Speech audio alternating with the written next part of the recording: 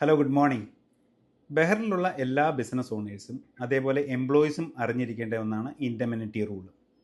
എന്താണ് ഇൻഡെമിനിറ്റി എന്ന് ഞാൻ ഒന്ന് എക്സ്പ്ലെയിൻ ചെയ്യാം. ആദ്യം, ഒരു എംപ്ലോയിക്ക് അയാളുടെ ജോലി നഷ്ടപ്പെടുന്നത് മൂലം എംപ്ലോയറുടെ കയ്യിൽ നിന്ന് കിട്ടുന്ന ഒരു ഫിനാൻഷ്യൽ കവറേജാണ് ഇൻഡെമിനിറ്റി എന്ന് പറയുന്നത്.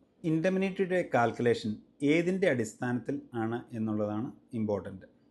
സാധാരണ ഇൻഡെമിനിറ്റി കാൽക്കുലേറ്റ് ചെയ്യുന്നത് ബേസിക് സാലറിയുടെ അടിസ്ഥാനത്തിലാണ്. ഏത് ബേസിക് സാലറിയുടെ അടിസ്ഥാനത്തിലാണ് എന്ന് നോക്കിയാൽ നമ്മുടെ ഏറ്റവും അവസാനം കിട്ടിയ ബേസിക് സാലറിയുടെ അടിസ്ഥാനത്തിലാണ് ഇൻഡെമിനിറ്റി നമ്മൾ കാൽക്കുലേറ്റ് ചെയ്യുന്നത്.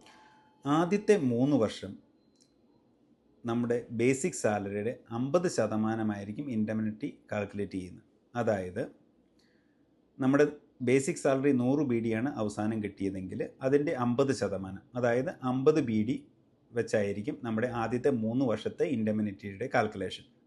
അതായത് ഓരോ വർഷത്തിനും അവസാനം കിട്ടിയ ബേസിക് സാലറിയുടെ 50% വെച്ച് നമുക്ക് ഇൻഡെമിനിറ്റി ലഭിക്കുന്നതാണ്.